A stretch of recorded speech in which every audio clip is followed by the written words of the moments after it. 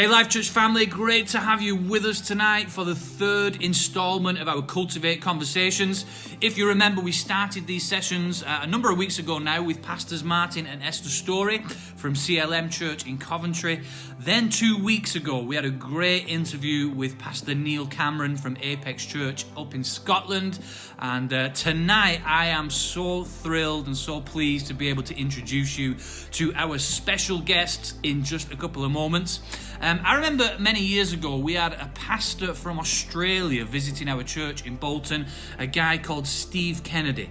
And after one of the sessions that he was preaching and teaching at, we had the privilege of being able to take him out for dinner, just have a meal with him, pick his brains and ask him some questions.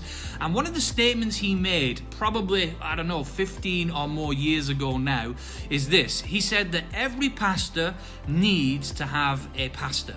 And I'm thrilled tonight to be able to introduce you to two people who Naomi and I consider to be our pastors. They've been in our lives for many, many years now, and they're always at the end of the phone just to ask a question of, seek support from, and I know you're going to just love some of the things that they share through our conversation tonight. Pastors Derek and Georgina Smith are who I'm talking about this evening. They lead King's Church up in Bolton, one church that now has 6 campuses right across the north of England. They have just been doing a phenomenal job for many years now. We had the privilege of being youth pastors for them from 2005 to 2010, the first 5 years of the church's journey. And since then, they've continued to be great friends, great role models, and great pastors to us personally. So I'm going to encourage you right now to lean in and listen to this conversation. We're going to cover a range of issues, from their conversion stories to how they do family together, and importantly as well, how they lead church and how they lead themselves. So I really encourage you to listen, lean in. If you're on Facebook, share this right now. Hit the share link, because I know this will be a blessing to many, many people. But right now, listen in, and let's introduce Pastors Derek and Georgina Smith. Well, Derek and Georgina, thank you so much for joining us for Cultivate Conversations. So glad you've taken the time to share some of your life journey and story with us, and know our church are going to be so blessed to hear what you've got to say. Derek, you're pretty much part of the family in our Life Church. You've been down to us about 2 or 3 at least times since we've been here. But Georgina, you're kind of new to our people, certainly in our time of being here. So it'd be great to hear some of your story as well. But firstly, just tell us a bit about who you are. Where did you come from? How did you meet? Your family, that kind of stuff. Me? Yeah. Well, I'm a Mancunian. Yes. So born just a couple of miles outside of Manchester. Got saved as a young girl. Met Derek. When did I meet you? He came with a visiting speaker to our church. We lived about 18 miles away from where Derek went to church. And he came with a visiting pastor, Pastor Lee Goodwin came to speak at our church. And he brought this new Christian lad with him. And Derek gave his testimony. And I remember sort of, noticing him. There wasn't many boys in the church at the time, and I think I was about... Wasn't a plentiful selection.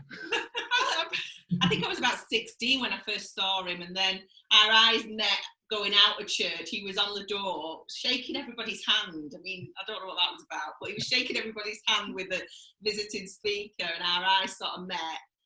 But it wasn't until a year or so later that I had a conversation with him. I was going on something called ACE Teams. Anybody remember that?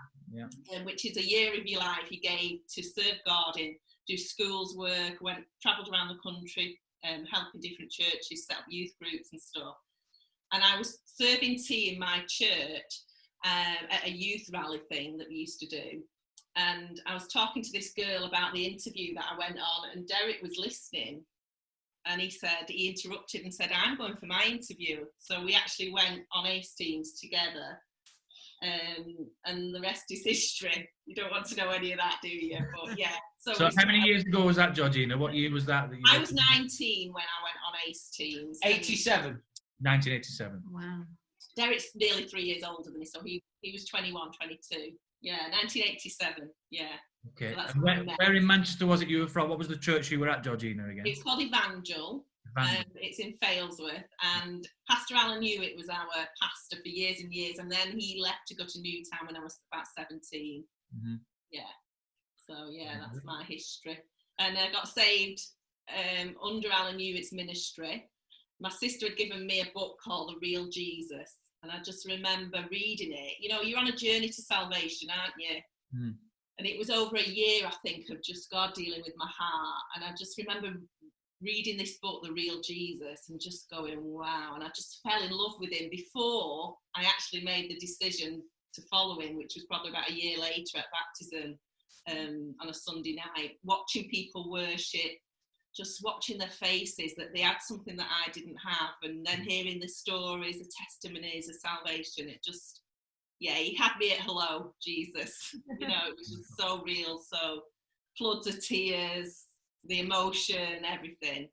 Yeah, that was a long time ago. But and you'd grown up in a church environment to that point, pretty much, right, Georgina? Yeah, my mum got saved when I was 4. So we went to an Anglican church for a few years, but they didn't believe in the gifts of the Holy Spirit, and she got filled miraculously with the Holy Spirit, and nobody believed her, and she was like, felt weird. Mm-hmm. And then she found a church that operated in the gifts of the Holy Spirit, so that's why we moved. Yeah, but yeah, from being age about 6. Brilliant. Yeah. Brilliant. And Derek, your background was a little bit different than Georgina's, eh? Weren't brought up in church, Bolton lad. What was your journey? No, none of our family were brought up in church. I don't think I even thought about God, really. I was just a happy sinner. And it wasn't until I was 19, through a set of circumstances, where my mum had become a Christian, and she kept inviting me to church, and I wasn't interested. This was over probably a couple of years. Yeah. And I made a deal with her one day that I would go once if she promised never to invite me again. And so we made a deal. She said, all right, you come once, and you know, I won't bug you again with it. So I went on a Sunday night in December 1984, and it was a Crummy Community Centre on Lady Bridge. It was a little outreach from the church, and there was only about 20 people there maybe, and the worship was naff, and the surroundings were naff. And then when the guy, I remember the guy was called Mike Kinch from Yorkshire, got up to speak, and he was about 6'8", and he'd been a bouncer, and he just talked about Jesus. And that night, the women's version is "You had me at hello." The male version is I was intrigued, because I felt, here's a guy that actually believes this is true, where I thought this is just like, you know, Hansel and Gretel. And at the end of the meeting, I went forward just to talk to him, really. And that night, I went home and knelt by my bed and just said, God, if you're there, I'm up for it. But I can't, I don't want any nonsense. I don't, you know, I'm not, I just didn't want to mess about if it wasn't true. And that was the start of the journey, really. And then going to the main church, which is called Bolton Pentecostal Church, in the January after the Christmas. And then, the rest is history, as they say. Mm-hmm. What was the reaction of your friends and everything, the world that you used to live in, when you became a Christian? 18, did you say, or 19, was it, Derek? 19, just turned 19. So what was their response? They were weird. Well, actually, the night I became a Christian, I went to the pub after. Went to the Stag's Head on Dean Road, and my mates were waiting for me, and I usually got there about 7:30. Well, this was about 9:15 because I'd been to church, and they were all saying, well, have you been to Smithy? And I said, oh, and I was so embarrassed about, telling them I'd been to church. So I told them, and they all laughed, and I got free drinks all night because they thought I was having a mental breakdown or something. So I had a good night, got drunk, went home, and I think for me it just didn't wear off. I went to work the next day, and something was different, and I didn't know what. I just didn't know what was different. I wanted different things, and it was a slow change, because all my mates were like, they were lads, they were Dean lads, they were, they weren't robbing banks or anything, but they like the drink, they like the football, they were a bit womanizers. It was very Bolton lads culture, banter. And so my newfound faith did not fit into what they thought Smithy was, which is what they used to call me. And it probably took a year for it to really, become alive to me, in the sense of I was terrified of not being accepted, and them kind of rejecting me. And ultimately, that year was about getting grounded in my faith. And, I really pulled away from them over that period of time because my life got busy with other things. And I still see some of them now at different things. Only a couple of months ago, when we could watch live football, I bumped into a lad that I'd not seen since I was 19. He was a bit of a Bolton Wanderers lad with us home and away. And we were just talking like we'd seen each other yesterday. And I've not spoke to him since 1983 and 1984. So, that's my story. So massive life change, transformation. When for both of you touched on Ace teams earlier, when for both of you did you sense that call to ministry? If you would have called it that at the time, I don't know, but when did you sense that God was leading you to serve him in a different way, in a more wholehearted way? I think we were actually, this is just God, because we didn't know each other well. I'd only met Derek once when he asked me about the Ace team interview. But we were actually in a youth rally. Our churches had joined together and gone together to Birmingham. And we were listening to a speaker. Was it Paul Alexander? No, it's Floyd McClung. Floyd McClung. Anyway, talking about the church that he'd started in Amsterdam, in the red light district of Amsterdam. And we were both in the same meeting, probably 3 rows apart, when God called us both into ministry at the same time. And I didn't know that was happening in Derek's heart, but the preacher asked us to get out of our seats and go into the aisles, because that's the only way. It was a huge auditorium, and we did that on the same night. And we didn't articulate it. We didn't know it was meant. We were going to be pastors or anything. We just knew that I was working in a bank at the time, Barclays Bank. Derek was working as a landscape gardener for Bolton Parks. And we just knew that calling, that this was not going to be the rest of our lives, that God had put his hand on our life for Christian ministry, whatever that was going to look like. Yeah, I think sometimes what happens is, looking back, we put language on it that we didn't know then. So now I say that was my call to ministry. On that night, for me, it was just about giving God more. Yeah. And that's what I stood in the aisle for. God, if you want more, you can have it. And I stood in the aisle not knowing what that would mean, not knowing where that would go, not knowing where that would take me. And looking back, I think that's the night I kind of said to God, you can do what you want. Now, if that constitutes a call to ministry, I'll live with that. Yeah. But I've never had other than that, that's been it. And I've just since then, I've kept saying yes. I think, going into ministry is a collection of opportunities that you say yes to.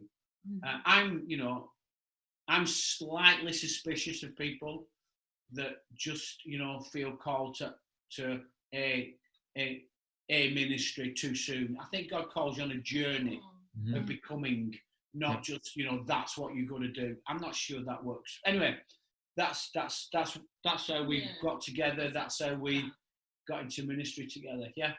So when you were on Ace teams, was there no dating rules?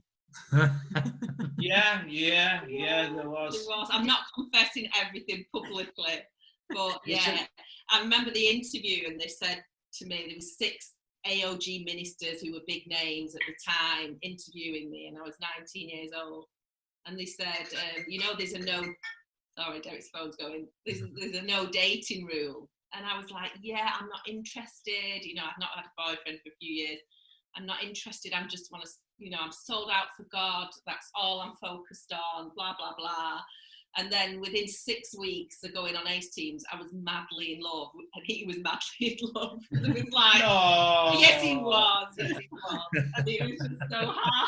It was so hard. I confess to this. No, we'll move on. We're pleading John, the Fifth Amendment here, can I just say? You've got spirits here.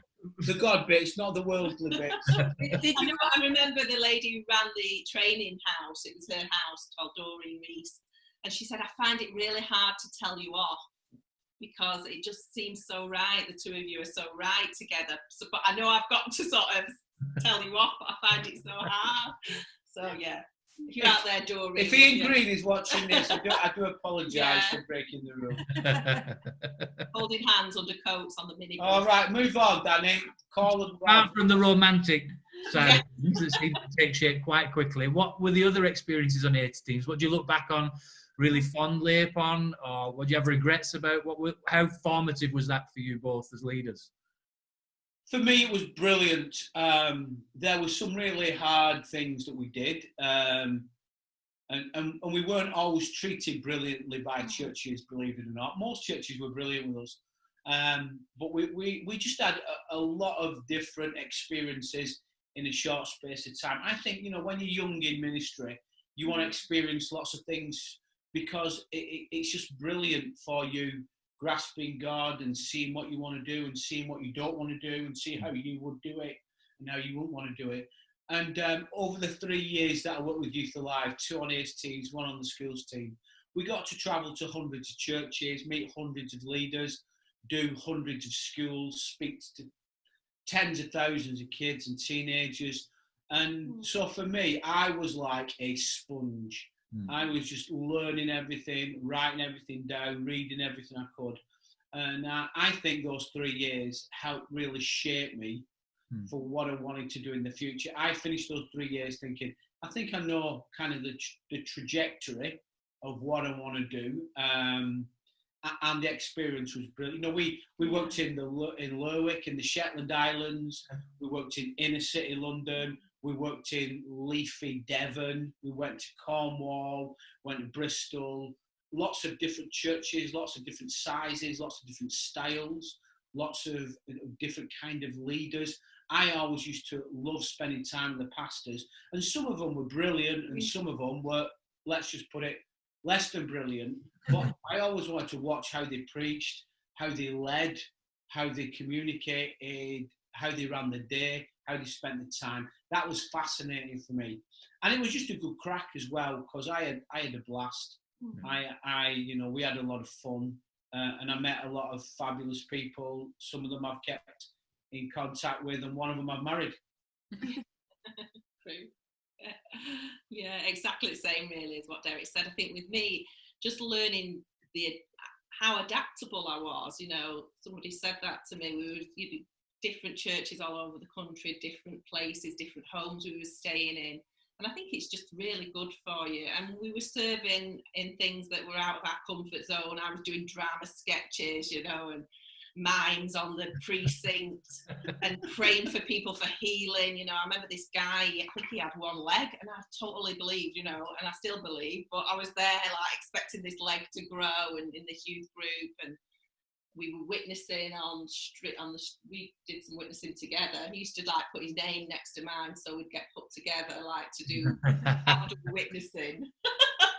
But one we witnessed to him and he got saved and he came to the house at the night, didn't he? We were on different teams when we travelled because they separated us. Sounds like they did too. Yeah, just really good experience and some great, like Derek said, some great friends and lots of fun. Being 19 to 20, it was that year. Derek did a lot longer. He did 3 years. He reminds me of that all the time. I just did a year and he did the serious 3 years. But yeah, I did it properly. He did the leadership. They didn't ask me back to be a leader. Yeah, I went and got a proper job. So that was quite a raw, coal face of ministry kind of experience. Lots of broad ranging and diverse opportunities that were afforded to you. But then you went back to Bolton. What year was it you went back to Bolton after Hastings? 1990. 1990. And you both went back to, you weren't married at that point, were you? I went back to my home church in Manchester, and then I think we got married. We'd sort of not split up, but lost contact with each other. And then Derek phoned me out of the blue one night and said, I can't stop thinking about you. So after that, it was very quick. We got back to Seeing a whole new side to Derek in this interview. I like it. Romeo. I can't get you off of my mind, he said. Next, you'll be saying a sang to her, honestly. Yeah, he did that as well. Oh, no. Yes, I'll tell him, catch up boys. You were always on my mind. Anyway, I'm not coming out of this well, am I? it was actually an Elvis song, wasn't it?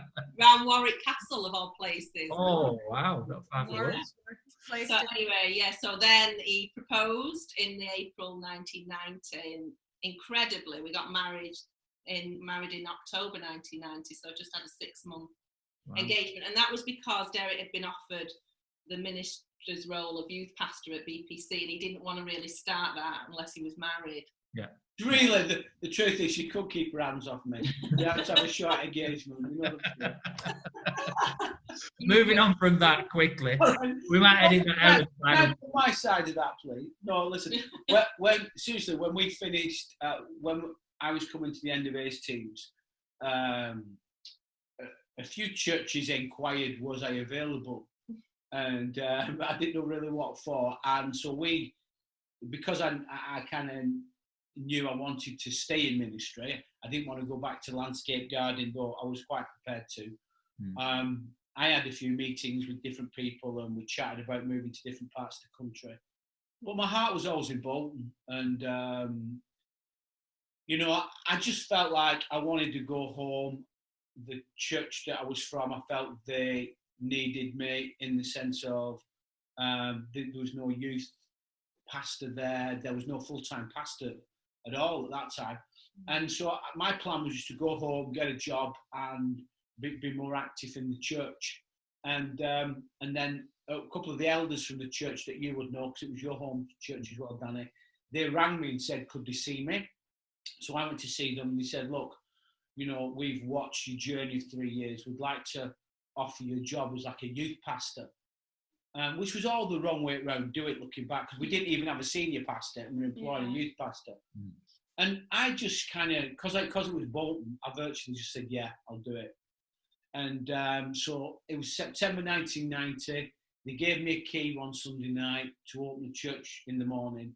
I went and opened the church in the morning. We didn't have a phone. We didn't have an office. There was just basically a cupboard that I cleaned out to be my office. And that's where it all started, really. We were dating then. We were nearly married. It was just a culmination of things coming together. But I followed my heart, and I wanted to stay in Bolton, and then I ended up in Bolton. And that was the back end of 1990. Mm-hmm. And what did those early years of, if you like, full-time ministry look like for you? So youth pastor for a bit of time. You're involved with Youth Alive alongside that, and then went on a journey to become an associate pastor as well. What were some of the highs and lows of those years together? Well, sometimes looking back, you think, this shouldn't have worked. It should not have worked, but it did. So I was full-time in the church. I was the only person. So the elders said to me, you'll either preach morning or night every week. And one of the elders will do the other one. So right from day one, I preached main church either morning or night every week. And then within a few months of me starting, they appointed a senior pastor called Ian Watson. Yeah. And so he'd do the morning, I do the night, I do the morning, he'd do the night.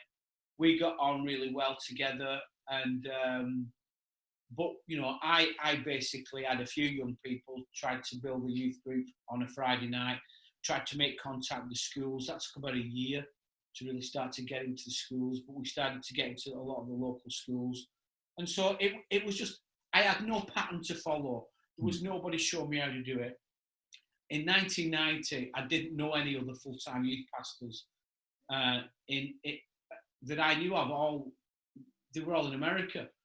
And so we were just making it up as we went along. And some of the youth, we had Paul Reed on one of our table talks of the day, and I look back some of the youth meetings I did. It was just I used to clear the church of chairs. We used to have a rugby match, and it was 20 kids one side of the church, 20 kids the other, like a rugby ball, and you had to touch one wall, and anything went, fighting, everything. It was great. So we just did. I remember the kids falling out one night, and they were having difficulty with each other. So I said, right, okay, what we're going to do is I'm going to take you all to Snowdon. So I took them all to Snowdon in a minibus, a couple of minibuses from I'd borrowed. And I found the person in the youth group they didn't like the most, and I tied them together. And I made them climb Snowdon, tied to the person in the youth group that you didn't like the most. So, you know, I mean, you'd get arrested for that now, wouldn't you? Child protection. But we just made it up as we went along. Nobody was telling us what to do. And our senior pastor, one of the things he did really well, he just gave us a lot of room. He didn't interfere. He just basically said, go and do it. And we did. And we made a lot of mistakes, but we built something. And what was good is we didn't just build the youth, because I had a key voice into the church. Because sometimes the youth can grow and the church is like a different animal. Yeah. It all started to come together and grow together. And they were really good days. I look back with fondness. We started to have a family. I didn't get that right in the early days, you know, of what, because nobody showed me of what was church and what was family. I often put church before family because I thought that's what you do. Yeah. And so looking back about, you know, a few things I'd do differently, but as a whole package, it was great fun, and I had a great time, and that morphed. I did that for 5-6 years, and then my role in the church wider was getting more and more, that we then became like associate pastors, and we employed a youth pastor, and then my role changed within the church, and I was growing with Youth Alive then. The Youth Alive element of Assemblies of God, I worked with them for 10 years. And those were, I worked with some superb people, you know, starting with people like, you know, Ian Green, who was my hero when I was a young youth pastor, and then moving on to people, you know, working with Glyn Barrett, Paul Gibbs, you know, just so many just fantastic people that love Simon Jarvis, all that crowd. We just had it. We laughed for a decade and preached for a decade and ate curry for a decade. It was phenomenal. We loved it. Brilliant. You must look back on those days, Derek, because obviously we know a lot of those people that you guys invested in, and you know, when God gets hold of a person when they're in youth, it just really changes things, doesn't it? It's such an incredible time for them to say yes to God. You must look back at some of those times and just be so proud of where a lot of those people have gone on to, what they've gone on to achieve for God, and how they've gone on to build God's kingdom over the years. It's funny, I was talking to somebody just recently, and I said, I don't know what it is, but there was a bit of a lot.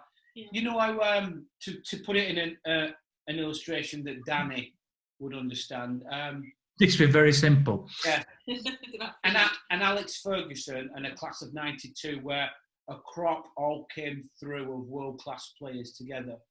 I was thinking about those days at Bolton Pentecostal Church, and I can think of now 26 people that were in or around my youth group, or in the church, that 26 people that are in full-time ministry. Mm-hmm. And you just think, and some of them are Anglicans. There's an Anglican ministry in town called Lee, you know, on a council estate, who's doing a great job, and he was in the youth group. So 26 in full-time ministry. And I'm just thinking, if I knew what we did, I'd bottle it and sell it. If I knew what we did, I'd put it in a book and make $1 million. But I just think it was an era of grace. It was the right time for the church. We made ministry aspirational. And so it just felt like dozens of people came through all in one era. And, you know, I look around the nation at people like yourselves, at people like Paul and Zoe, and dozens of others that all came out of one church, all came out of, you know, or were massively influenced by Bolton, thinking, I am so proud of that era. And, you know, that wasn't just down to me. It was a lot of different things, I think, coming together. But, you know, I just think, blimey, that was a golden era. And I wish I wish we knew what we did, because I'd do it all again. No, but it was phenomenal. And looking back, for us, it was so. You were only there a couple of years at BPC, but for me, it was just formative. The environment you created, and thinking of the fact that in 1990 you were the only full-time member of staff, Derek. Was that right?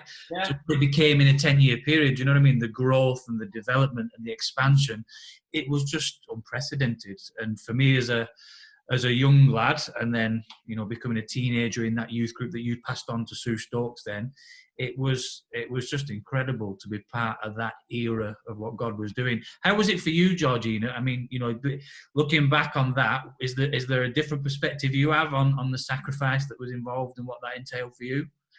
Danny, I was 22 when I married Derek, and I think Derek was 24, nearly 25. So we knew nothing, we didn't have people alongside us, mentoring us. We didn't have the internet. We didn't get to conferences so much. There were a couple that we'd got to.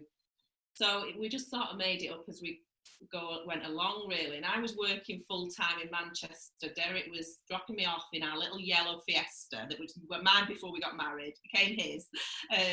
He dropped me off at the train station about 7:15 every morning, and I worked in Manchester city centre, and then picked me up at night, and then we'd often do Bible study, youth meetings, all that. And I think, looking back, if I have my time, it's easy to look back in hindsight, but that's not my gifting, being a youth pastor. And it took me years, but because Derek, accepted the role, it was just understood that you did it together. And I think I wish I'd have had people alongside me, because I did struggle, really, because it wasn't, I was doing it, I was serving God, but I hated it.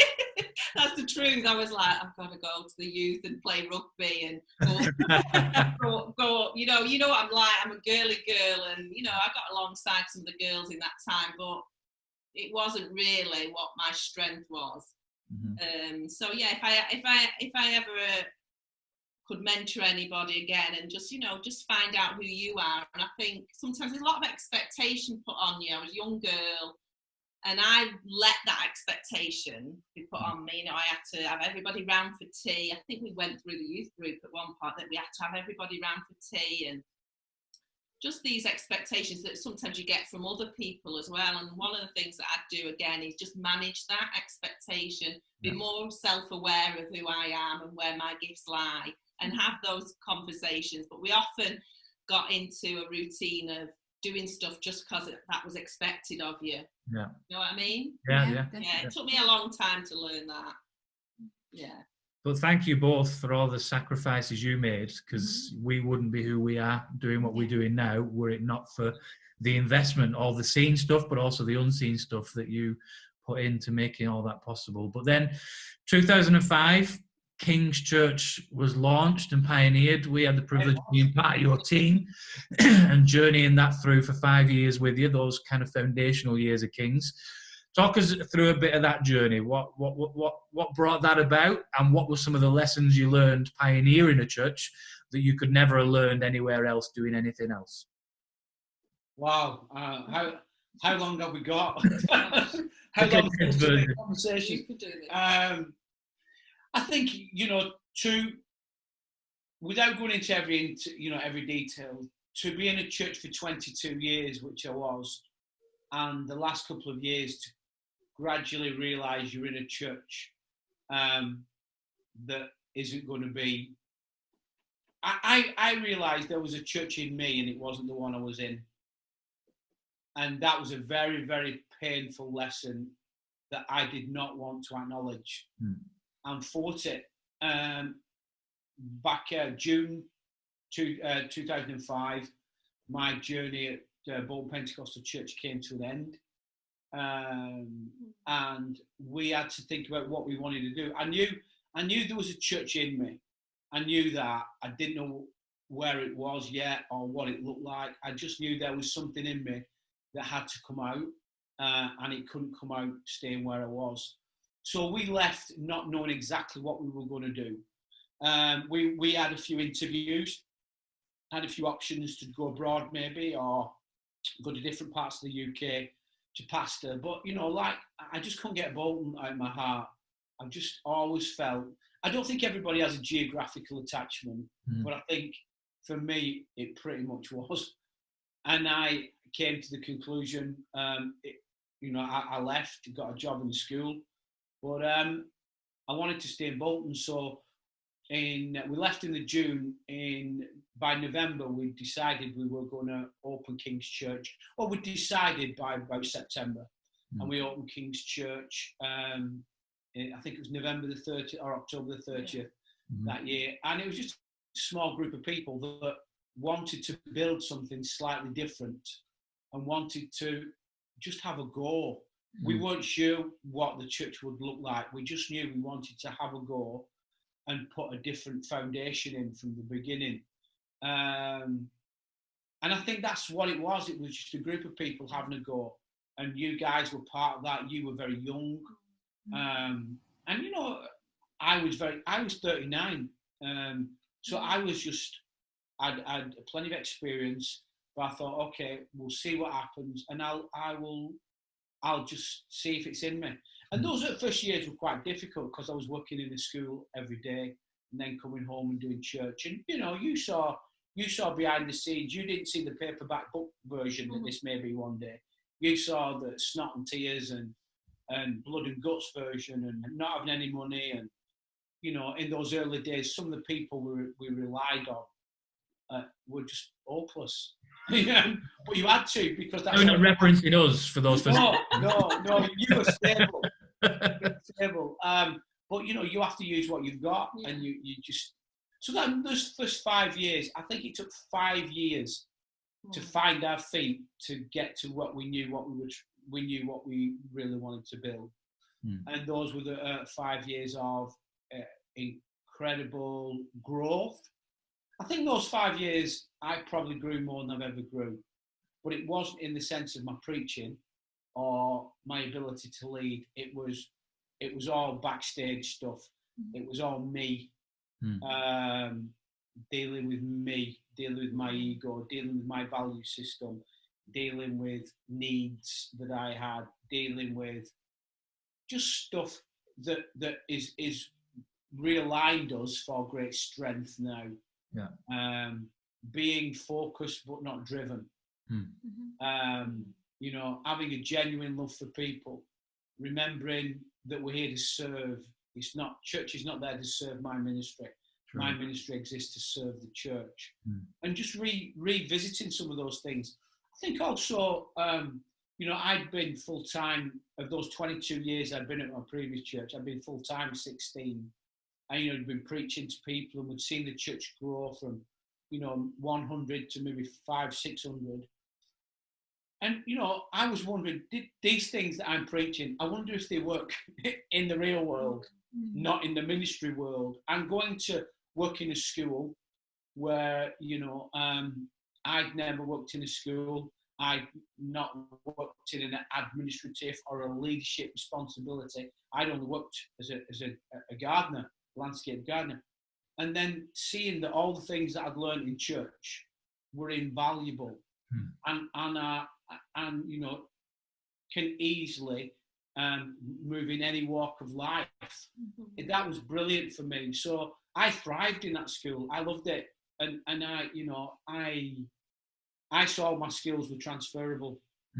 And then by 2010, when I left school and I went full time, I didn't find those 5 years easy. They were very demanding on us, on a family, on our finances, because the wage wasn't great. But in repurposing me, they were probably the best 5 years I've ever had. I think I'm a better leader. I think I'm a better leader. I think I'm a better man. And I think I know what I want, and I know what I value, and I know what I don't value. And probably now there are some things that I do not value that when I was 25 I'd have died for. I think for us as well, I think we value those 5 years because we watched your journey, and we got to, we were 19 and 20 at that time, which is just crazy when we launched it, and to we got to sit around tables that were probably we shouldn't have been sat around on some levels, but I think that God had his hand on us, and just what we learned through your journey was invaluable for us, because it kind of, we were just in your slipstream almost. So I was able to just learn all the time from what you guys were doing well, what you were going through that was painful, so that hopefully we don't replicate some of that stuff, because it's all learning, isn't it? And that's been such a privilege for us to be part of that. That 5 years has really influenced our ministry and how we will do things going forward. How was it for you, George? What do you look back on those early years of Kings? Well, I just want to say first that we really appreciated you being with us at that. You were kids. Yeah. We were kids in a way. I was 36, but you know, you were really kids, and you were around those tables, but you probably saw the good, the bad, and the ugly, and you still love us. We appreciate your heart to serve. You just came alongside us. We had crazy ideas together, and you just loved on us, and we loved on you. And you know that we appreciate that season that we had with you, and we're just so proud of what you're doing now. We knew it was always in you, but you know, you couldn't have Bedworth Church, who are all listening right now. You've got some good pastors here. Look after them. Yeah. So I don't know what the question was, but I just I forgot what the question was. Story of my life. Just remembering the first 5 years, but that was good. Those 5 years, you know what? I was probably younger then. I don't know if I could do it now, but yeah, we just got on with it. I remember, you know, making Mother's Day cards and daffodils, and we just did every job because that's what you do when you're church planting. You know, I did the kids ministry. I was on the TOPS rota. It was just everybody, and not just me. Everybody did what you needed to do, and the next week we'd be preaching, whatever. And we were also got new jobs, so we were just into that. The kids were 9 and 11, so one just started secondary school and one was still at primary. So yeah, I wouldn't want to repeat them, say that, but I thank God for them, because I think there's some. I think he did stuff in us all, you know, the ego. We were suffering emotionally at times, because obviously we'd started a church in the same town, and all the stuff that went with that. Yeah, and just the Holy Spirit was so good to us in them times. Just little whispers he'd say, and encouragement, you know. It wasn't easy being in the same town at times, and everybody hurting, and the emotional side of stuff. And I think sometimes I carried the guilt of that, and the shame, and like apologizing for being there. And you know, the Holy Spirit really set me free from that one day. It was probably about 2 years in. But you know, stop this. Stop it. Stop apologizing and carrying any of that guilt and that shame. And I think we do. We put things on ourselves we shouldn't, and others sometimes put that on us as well. So yeah, just thankful that we had the Holy Spirit. Finance side was hard, you know, just getting a holiday in a caravan sometimes, but I'm grateful for people who blessed us and helped us. And the kids survived it, didn't they? They've done all right. They're still here. Just digging into that a little bit, what have been some of the things you've put in place to make sure your kids have came through your ministry journey well? Because Abby and Ollie are grown up now. They're great people. They love God. They're serving in church. You know, what were some of the key values you had as a family that ensured they came out of it relatively unscathed? Oh gosh, I think we made them feel they were our focus. So you know, Oliver's always loved sport. That's been his thing. And you know, when he was a teenager, he wanted to play football, and I couldn't get him in a team, so I started one just to get him in a team. So he got picked every week because I was the manager. So you know, I had to train every Monday night with them and organise all their away games and home games and set the pitches up. But I did it to spend time with him, and then you know, because he was good at running in his later teens or mid-teens, he got really good at running, and then represented the town, and then went on to represent Greater Manchester. And so I've always, because I've loved sport as well, I've always been very supportive of that.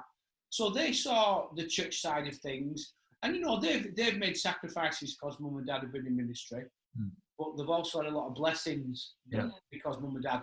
I mean, you know, Oliver used to love it at youth conferences and youth camps. And when we used to do the big Alton Towers event, he'd be backstage, you know, with his VIP badge on. Passing bottles of Coke over the fence to his mates in the youth group, and because he was backstage with the band. You know, they had a good time, and we never told them they were pastors' kids, so they didn't have a chip on their shoulder. They're just the normal kids in church. We don't put any expectations on them that they had to behave any differently. Yeah. And we've never put any expectation on. I've never said, "Oh, I'd love you in ministry." I just want them to be happy. I want them to marry well if they want to get married, and I want them to find a job that they'll love doing the whole life. So we're not these pushy parents to get our kids in ministry. We're just going to let them find their own path, and they're great. They probably during that period saw more than we thought they did. Looking back now, when they're both in the mid-20s, we thought would hit it really well. They went, "Hide it, we knew all about that, Dad," because they were both quite nosy.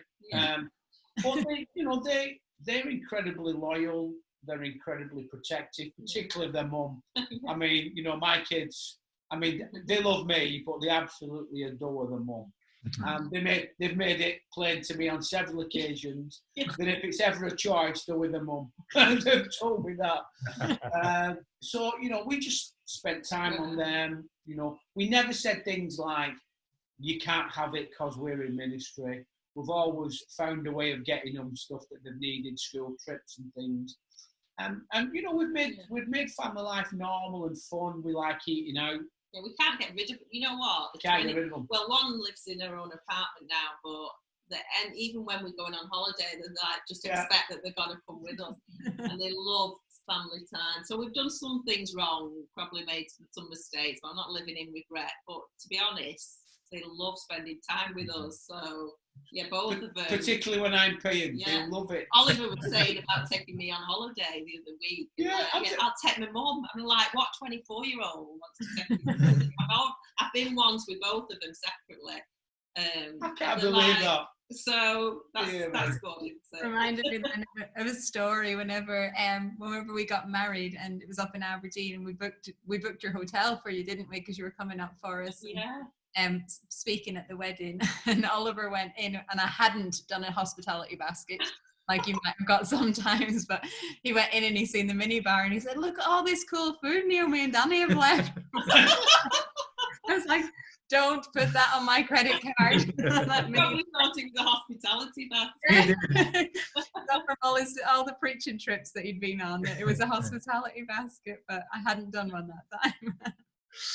So pioneering is obviously part of the foundation of Kings and very much still part of the DNA of the church, I imagine. You've got 6 campuses now, various locations across the north of England. What, alongside that pioneer spirit, have been some of the key values that you've instilled into the church that you think has brought it to that point where it's thriving and flourishing in the way it is now? I think some of the... You were there for the first 5 years, so you know we spent a lot of time on foundations. Yeah. You know, we had those 4 banners, the pillars of Kings, up every week, and everything we did, you know, talking about relationships, you know, talking about personal devotion, talking about responsibility, all those kind of things, and they're still there. Yeah. I think it's very hard as a church to add something on that you haven't put in the foundations. Mm-hmm. So I wanted to make sure everything we would ever do would be in the foundations. So, you know, I mean, I got laughed at, maybe you laughed at me, Danny, I don't know, when we were like so small, and I was talking about planting churches abroad and running different things.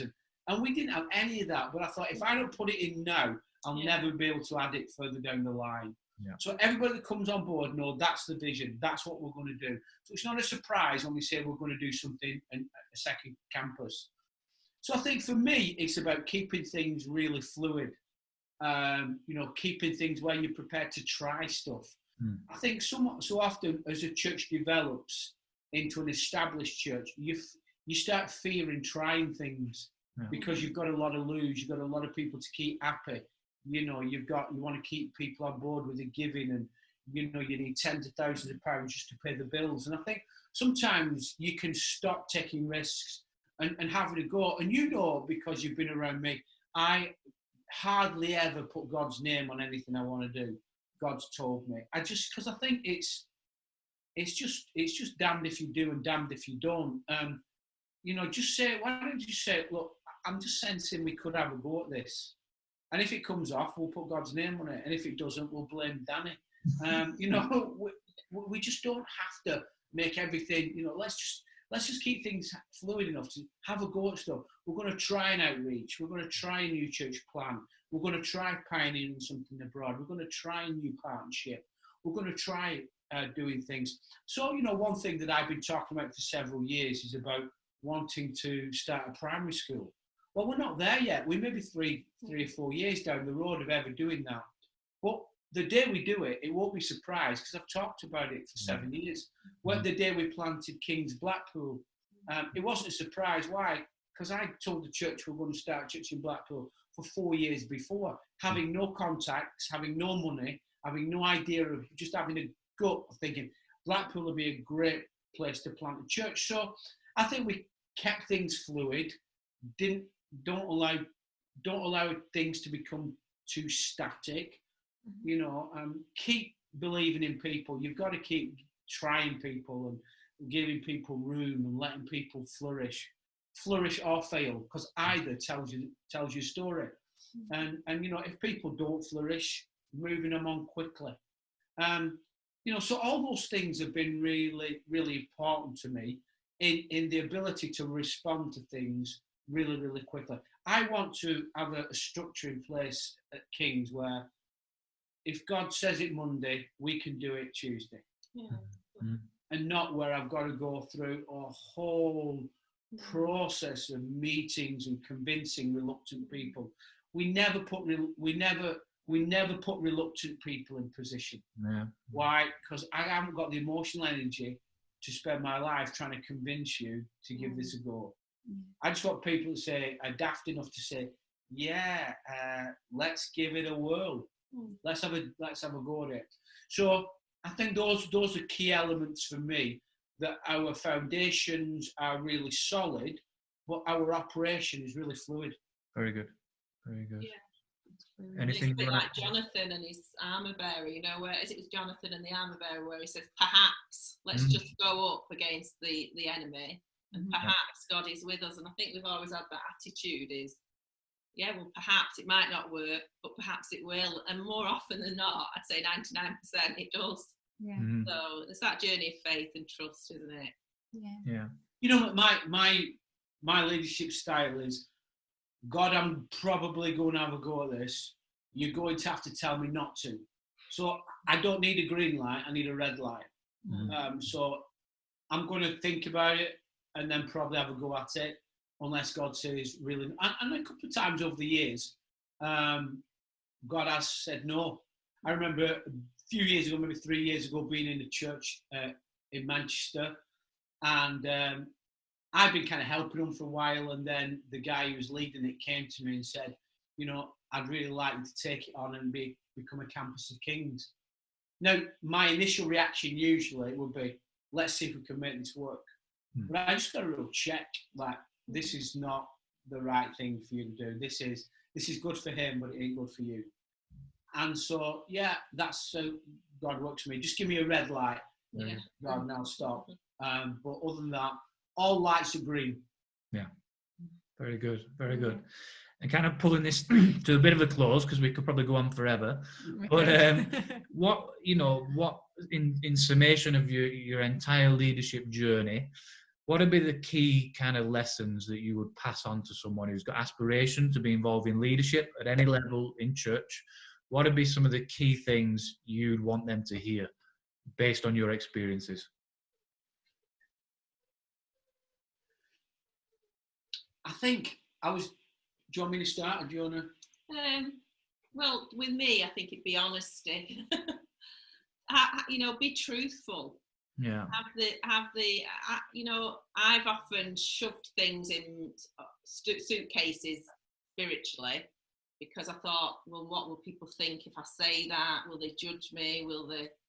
And I think getting people around you, and we've not always had this, and we're on a journey to get this, of people who just love you guys, because you are very valuable. Everybody's valuable in the church, right? Everybody.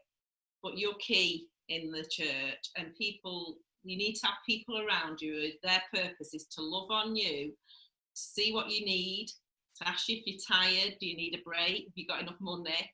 And I think we probably, obviously we're there to serve the church and to love people, and that's what we're there to do. You know, Jesus gave us that wonderful example of serving and loving on people, but also to realise that you've got needs, you're human, you've got emotional needs. There may be times you're having problems even in your marriage and understanding one another, and to just have these honest conversations with people where they're not going to freak out if you give them the 18 version, you know, not the PG version, the 12 version. Sometimes we tidy things up too much because we worry as ministers what people will think of us. You know, they'll disrespect us, they'll be disappointed, they'll reject us.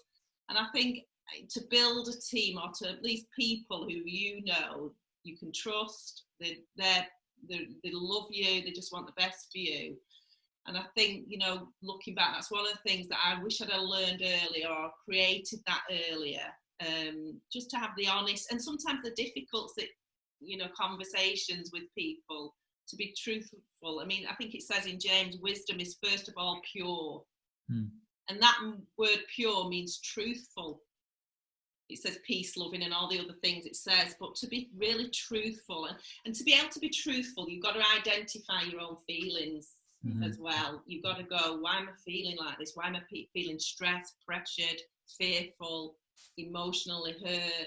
And I think we need people who are, even I would recommend counselling for all ministers. I think it's Rick Warren who says he doesn't employ anyone unless they've been through a journey of pain, have experienced pain, because it makes you a more empathetic leader, a more compassionate person. And, you know, being human means you're going to experience pain, and it's no different for ministers. In fact, I think you experience it on a deeper level.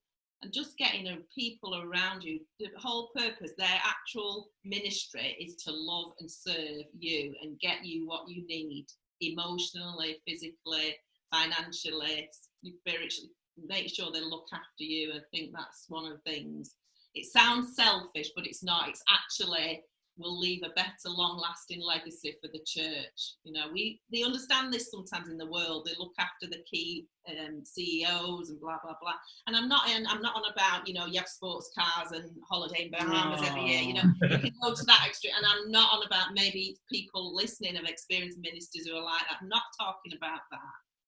But I'm talking about your own well-being and health in this journey, because we've been on it 30 years, and that's a long time. Things like sabbaticals, things like honouring the Sabbath, having time off and rest and family time, all that sort of thing, really. But yeah, I think I'd tackle that from different, because that's more personal. I think in the context of leaders is this, and I'd say this to leaders that are watching, Danny, or young leaders, is to find a cause. You find your cause before you find your ministry. And ministry over your life will probably change, but generally your cause won't. And I think I meet too many people now that want ministry that have never found a cause. So, you know, they want an opportunity, an office, a microphone, a title, a seat on the front row at church, a badge. Well, there's no cause. Why do you want that? Because that's a route. It's not a cause. And I'd be looking over Kings and in your guys' life church, people that have found a cause, and the cause could be, I want to build church. It can be better than this. And I think what happens is this: when you find your cause, ministry finds you. Until you found your cause, ministry's like job hunting, and you know, it just becomes hard work. I have never looked for a job in my life. Jobs have always found me. Why? Because I found my cause. And I think you find your cause on your knees before God. And for me, it's this. It's about building the local church. It's all I want to do. It's all I've ever wanted to do from day one. And whether I've been a youth pastor, an associate pastor, working on Youth Alive, a senior pastor at Kings, whatever. For me, my life is consumed in that. I'm building the local church. And if I have to do it with a job in Harper Green School, I'm building the local church. And if I'm full-time, I'm building the local church. I'm not waiting for a badge. I'm not waiting for a position. I'm not waiting for a seat. All the stuff that we sometimes think, the trappings, they're just meaningless. I'd say to everybody watching from Life Church, is this: find your cause, because until you find that, you're not going to be really much use. Find your cause, and then let ministry will then find you. Very good. Yeah. Brilliant. So much gold for people to dwell on from what you've said over the last, I think, hour or so. So we might need to edit this episode slightly. But is there anything that we can pray for you? I'm going to ask Naomi to pray for you as we close. But what can we be praying for you guys as a couple for, and for King's Church as well, at this strange season we're having to navigate together? Wisdom. Yeah, it's good. Anybody asks me, I always say, if you want two things, pray for wisdom and courage. I think if a leader, you have wisdom and courage, you'll do good. You'll come through, you'll do fine. Wisdom and courage will navigate every season really well. Yeah. You agree? Yeah, I do agree. We agree? Nothing you want to add, George? Anything we pray for? So what's the room The still? hairdresser's open soon. Yeah. 4th of July, I'm told. Yeah. And then we can go on holiday. Yeah. We were meant to be going to France, and we don't know whether the borders are open, but we're ready. Yeah. We're at 14 weeks on lockdown, doing everything in the same house, as you know. Your office is here, you know, everything. I've got to I know my limits, and that's one of the things that's important to learn. But my limits are less than Derek, so I was ready for it a week ago. So can you see that? I asked for wisdom. Georgina wants a holiday in a room still. Really, yeah. Right, we know the truth, Derek. We know behind every good man, a better woman. Right, I'll just pray for us then. God, I thank you so much that we've been able to have this conversation, and despite the weird circumstances in the world just now, God, we thank you that we can connect and just speak to each other and speak about life and this journey of trying to build your kingdom, God. And God, I thank you for everything that Derek and Georgina have shared today. I thank you for their honesty and their transparency, just in showing us that it's just putting one foot in front of the other, God. And I pray for anybody that's listening to this, God, who feels an aspiration to ministry and that sense within them about building your kingdom, God. I pray that every person has that, God, and that something's awakened in them today about that. But God, I pray that we can all learn from this journey that Derek and Georgina have walked. God, I thank you that your hand is upon them, God, and I thank you for the wonderful church that they're building in Bolton and all around the north of England, God, and how you've just blessed them and blessed their obedience over the past 15 years. And God, right now I just pray as they move into what's coming ahead, God, that they will have the wisdom and the courage that they desire, God. I thank you that you want to speak to us and you want to lead us. So I pray that you'll be with them at this time and give them great respite and hopefully holidays as well. In Jesus' name, amen. Amen. Hey, thanks for having us so much. Thank you, guys. We love you. And hopefully, post-lockdown, you can come and see us all in Bedworth again soon. Yeah. Love to. All right. Great. Hey, guys. Bless you. Bye. Take care. Cheers, guys. See you later, buddy. What a great conversation tonight, church. Really, really helpful. I know for me personally, that was just full of some real practical wisdom and helpful insight that I know has stirred and stretched my heart, and I trust it's done the same for you. That's what these conversations are all about, to cultivate our hearts, to just prepare us for maybe some of the growth that God wants to bring in and through our lives. So Derek and Georgina, thank you so much for being with us tonight. Thank you for sharing so openly, so vulnerably, and so candidly. Ladies, you're going to hear a little bit more from Georgina in just a couple of weekends' time. She's going to be sharing at the next Women of Worth brunch that's taking place shortly. We'll give you more information about that this coming weekend, and we'll also, I'm sure, see Derek soon on the other side of lockdown. But thank you guys so much for joining us. Hey, remember to keep engaging with all our online activities this week, church. We are working hard to get our building COVID secure. Our risk assessment is being undertaken this week, and I promise I will let you know in due course whenever you'll be able to potentially re-enter the building for some sort of small group gathering. We're looking at what we can do perhaps on Sunday mornings to just get people connecting and watching our online services together, perhaps in the main hall. We're looking at what we can do for life groups, getting life groups in, maybe in their ones and twos, conjoined groups, just to see people and start having some human interactions as well. And we're also looking at what we can do to host midweek prayer sessions as well. But of course, we've got a bit of work to do yet, just getting the building back to its normal state and making sure that everything is in place and compliant with government guidelines. So please bear with us, please stay patient, but we will let you know more information in due course. Church, have a wonderful week, and I hope to see you soon. God bless you.